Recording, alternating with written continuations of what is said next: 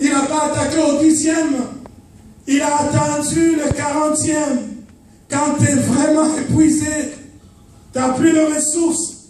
Selon sa définition, tu es devenu vulnérable, c'est alors qu'il vient. Quelqu'un est avec moi? Le diable sait quand tu n'es plus dans une position de résister. Il le sait. Ta vulnérabilité apparaît par ta façon de parler, par les choses qui commencent à attirer ton cœur, les genres de lectures que tu fais régulièrement, les genres de sites que tu visites régulièrement, les genres de conversations que tu tiens avec passion régulièrement, les genres de personnes que tu aimerais voir régulièrement. L'ennemi ne viendra pas t'attaquer au sommet de ta force. Il viendra quand tu es vulnérable. Quelqu'un dit vulnérable. Et qu'est-ce qu'il présente à Jésus? Ceux qui sollicitent le choix. Il dit, si tu es le Fils de Dieu, multiplie, fais le miracle. C'était quoi la première tentation? Si tu es le Fils de Dieu, fais quoi? Ordonne que ce pierre devienne. Il sait que le Fils de l'homme a tout pouvoir. Il sait. L'ennemi sait que le Christ venait d'entendre les témoignages célestes qu'aucun ange n'a entendu. Parce que le livre des Hébreux va le dire. Qui de tous ces anges à qui le Seigneur aurait déjà dit, toi tu es mon Fils bien-aimé? Personne. Le diable savait que quand le Père déclare que ça c'est mon Fils bien-aimé, et qu'il dit, j'ai mis en lui toute ma faveur, il parle ici de l'équipement, de tout investissement, de la puissance de Dieu, qui était descendu dans la personne de ce Jésus-là. Il le sait. Et il attaque sur ce que Jésus doit savoir qu'il est. Il dit, si tu es le Fils de Dieu, prouve-le-moi. Ah, c'est là que ça commence. Je sais que je suis Fils de Dieu. Mais ce que tu demandes de faire, est-ce que ça serait au goût de Dieu ou ça serait pour te plaire?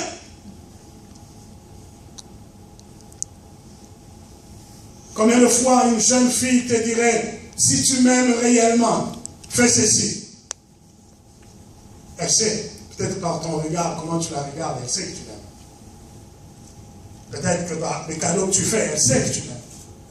Mais quand elle te met devant une position de choix, c'est parce que ce n'est pas pour ton bien qu'elle fait. Elle veut se rassurer à elle quelque chose. La sollicitation vient rechercher le plaisir de celui qui te sollicite, non pas ton bonheur à toi. Et le diable ne recherchait pas d'admettre que Jésus était le Fils de Dieu. Il voulait juste le voir faire quelque chose parce que moi, le diable, je lui ai demandé de le faire. Et je pleurais pour Whitney parce que le diable l'a amené à voir si tu es vraiment capable d'admettre que tu as une belle voix. Sers-moi. Et la recherche de la gloire, la sortie de l'église. Bien aimé, je chante, je sais. Peut-être qu'aujourd'hui j'ai perdu un peu de mes capacités avec l'âge, mais entre 8 et 28 ans, je sais que je chantais très bien.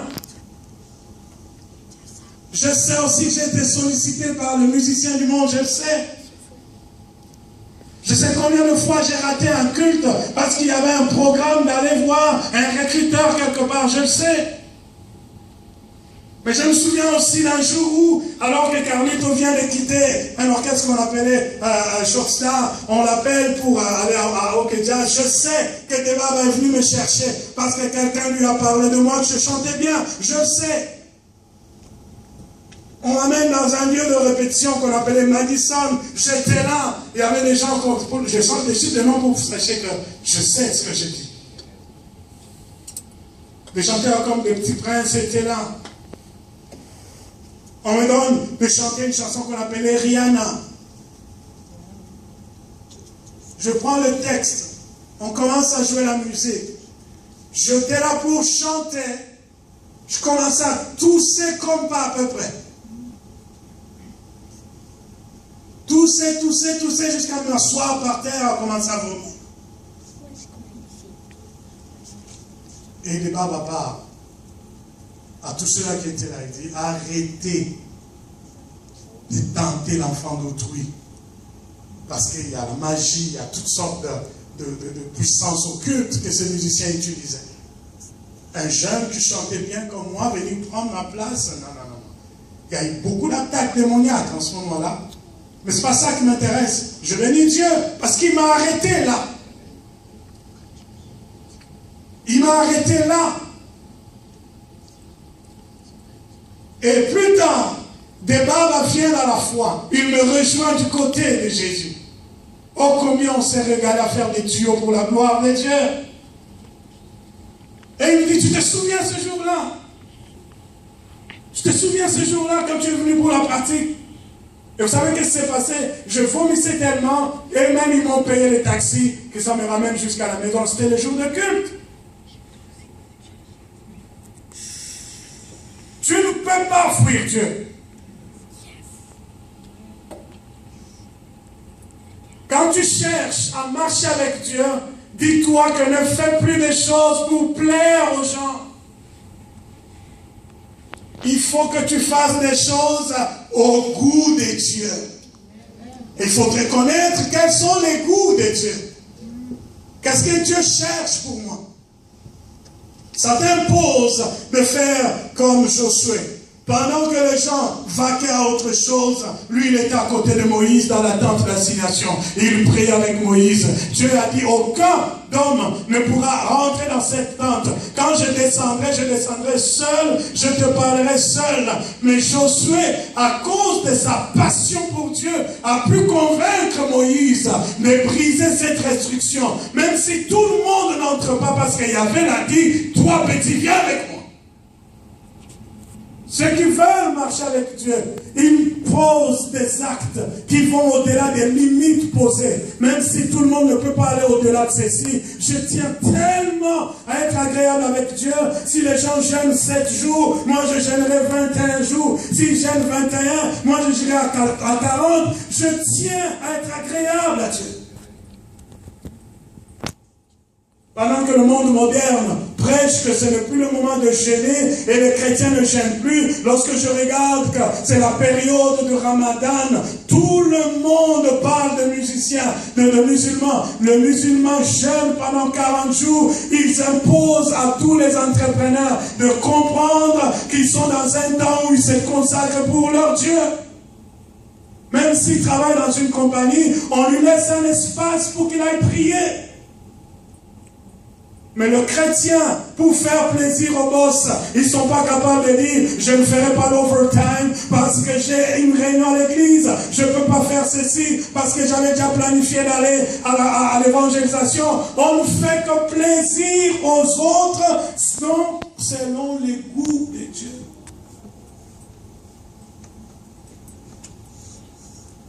Je prie que Dieu nous aide. On commence à nous affirmer. Vous savez, ils viennent de faire un miracle. Pierre, Jacques et Jean. Ils font marcher un impotent devant le temple. Quelque chose de bien. Mais ça leur coûte des coups de fouet et de menaces. On leur dit, nous ne voulons plus jamais que vous prêchiez au nom de ce Jésus.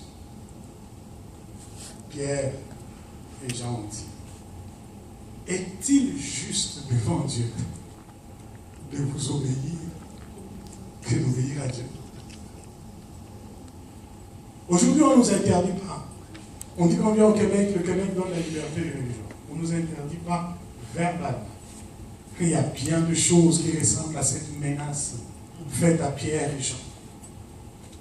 On n'est pas capable d'arrêter quelqu'un en plein métro et de lui donner un pamphlet, commencer à évangéliser. On ne peut pas le faire. Mais quand ceux-là qui font la magie arrivent dans nos universités, ils contactent nos enfants, ils donnent leur pamphlet de Maïkari et de Rose-Croix. Là, ils sont libres. Mais quand tu rentres dans une compagnie où tu dis pendant la pause, je veux parler de Jésus, tu ne peux pas le faire. On doit te mettre dehors. Je veux dire à l'église, il est grand temps de commencer à se réveiller que l'enfer est en train de s'installer, il faut chercher à faire plaisir à Dieu.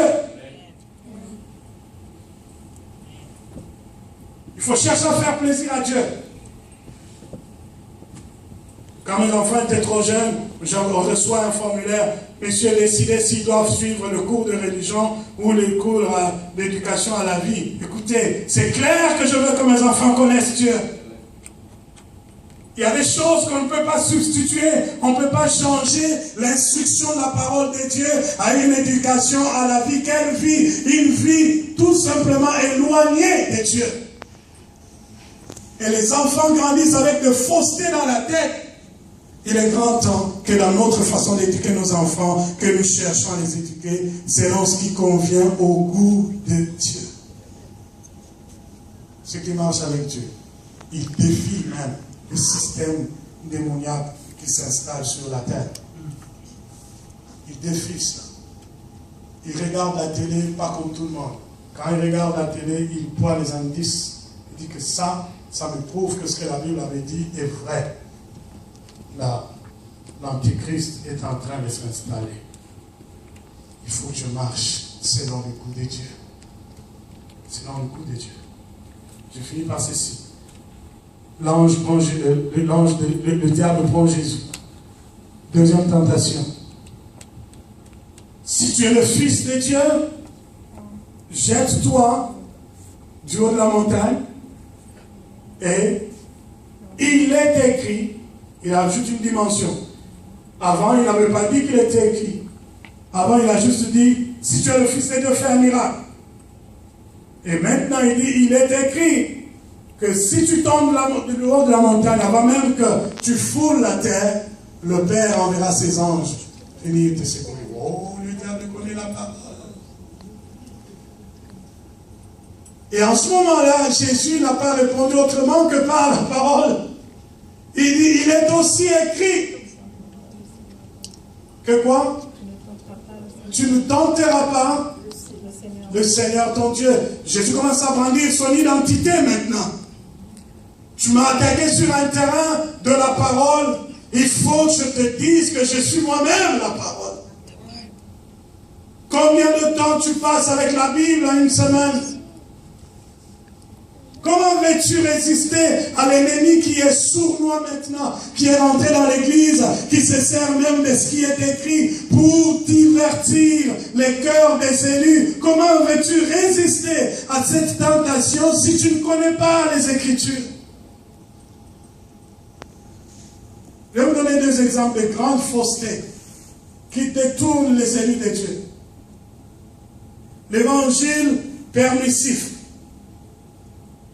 L'évangile permissif dit ceci. Puisque Jésus a répondu aux pharisiens, quand le maître de sabbat est là, les disciples n'ont plus besoin de gêner. Donc ils ont le droit de rentrer dans le champ de vigne et ils commencent à prendre tout ce qui était dans le vigne et puis les pharisiens ont dit, mais attends, maître, tu dis que tu es le maître de la loi, ok? On est le jour de sabbat. Tes disciples, non seulement ils n'observent pas le sabbat, mais ils rentrent dans les champs, ils prennent tout ce qu'ils veulent.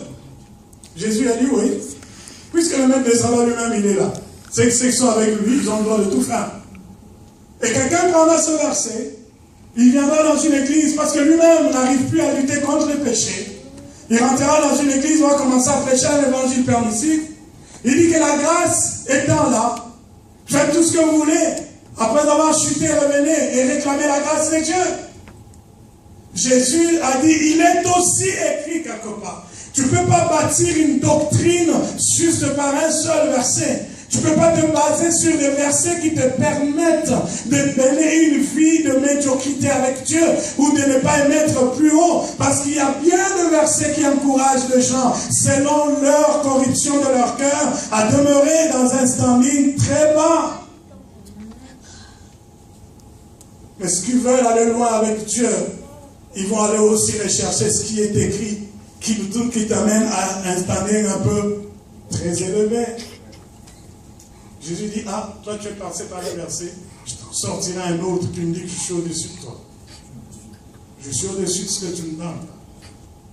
Tu veux rester un chrétien ordinaire, tu me donneras le verset du genre, pasteur, la chair est faible, mais l'esprit est disposé.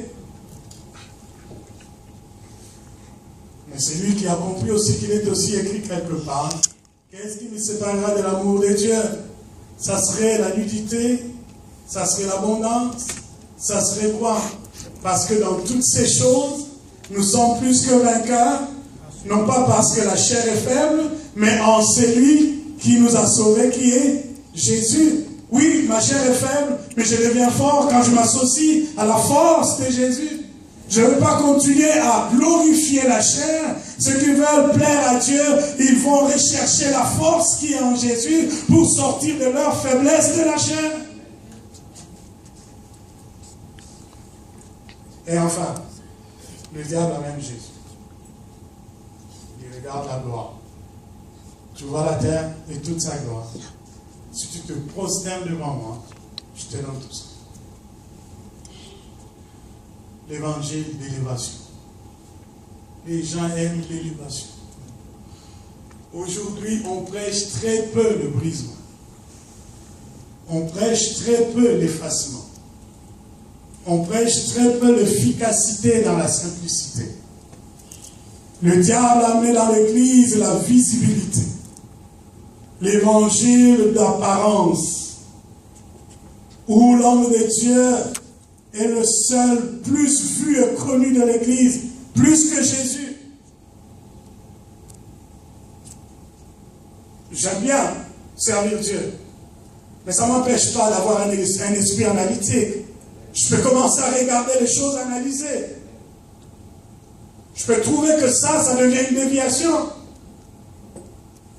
Lorsque quelqu'un préfère que le culte commence, les gens ont chanté pendant 1 heure du temps, et lui, il arrive en retard. On fait d'abord un chant de l'homme de Dieu. Il arrive en retard, il prend le micro, et il parle à l'église, il dit, je sens qu'il y a une lourdeur ici. Mais si tu ne voulais pas qu'il y ait de lourdeur, il fallait venir avant. Il fallait commencer à préparer la réunion toi-même avant et amener l'Esprit de Dieu dans la salle avant que le peuple n'arrive. Voilà ce qui est écrit. Dieu dit à Moïse, tu diras à tous ceux qui touchent au tabernacle d'arriver avant tout le monde, d'amener chacun son huile et de mettre dans la lampe et d'allumer les lampes devant l'Éternel, que ces lampes restent continuellement allumées devant l'Éternel, et quand le peuple arrive dans la maison, il trouve la gloire de Shekinah est déjà là. L'évangile d'aujourd'hui amène l'homme de Dieu à être la vedette de l'Église et la gloire de Dieu n'est plus là. Tu veux plaire à Dieu, entre dans le chemin du brisement, le chemin de l'effacement. J'étais fasciné hier de voir le nombre de personnes qui sont passées par notre église à Kinshasa, qui étaient là dans la salle. Beaucoup, une trentaine. Si bien qu'un pasteur est venu me voir, il dit, mais pasteur Jacques, tout ce monde-là, tu les connais où? Je dis, mais c'est long, je t'ai raconté tout ça. Et un d'entre eux a entendu la question et est venu dire, non, ça c'est mon pasteur, c'est lui qui m'a baptisé, c'est lui. Or, il œuvre dans l'église d'un pasteur à Ottawa. Il dit, mais c'est lui qui t'a baptisé. Mais si moi je suis 10 ans plus vieux que lui, et que lui t'avait baptisé, il avait quel âge quand il t'avait baptisé? Bien aimé, je crois à la puissance dans la simplicité. Je crois à la puissance dans la simplicité. Mais laissons-nous être brisés par Dieu. Dieu peut voir qu'en toi il y a un grain d'orgueil. Il endurcit les conditions de la vie. Les choses deviennent compliquées. Ça devient dur jusqu'à ce que tu apprennes comment on s'agenouille encore devant le trône de Dieu. Tu retrouves la discipline de la prière. Que tu réapprennes à dépendre de Dieu. Seigneur, je voulais faire ceci. Ça ne marche pas. Je fais cela. Ça ne marche pas. Quelle est ta volonté pour moi? Ah, ça c'est faire des choses qui conviennent au goût de Dieu. Il va commencer à te dire, pour telle chose, fais cela. Pour telle chose, fais ceci. Et dès que tu les appliques comme il a dit, ça marche. Est-ce que quelqu'un a été béni aujourd'hui? Notre souci, sans pour autant jeter des pierres sur qui que ce soit, notre souci c'est de nous interpeller nous-mêmes à aller rechercher à marcher selon la volonté de Dieu. Pour avoir la longévité dans la vie chrétienne, il faut apprendre à plaire à Dieu. À la fin de sa vie, Dieu dit, on a eu Hébreu dimanche dernier. La Bible dit, Enoch marchait avec Dieu pendant 300 ans. Mais quand Dieu l'a enlevé, avant même que Enoch soit enlevé, il a entendu de ses propres oreilles qu'il était agréable à Dieu. Donc ça veut dire qu'il plaisait à Dieu. Il contentait le cœur de Dieu. Dans sa façon de parler, dans son implication dans l'œuvre de Dieu, dans son service envers les autres, dans tout ce qu'il vit en dehors de l'Église, il le faisait du goût de Dieu. Que Dieu bénisse sa parole dans nos cœurs. Nous allons prier ensemble.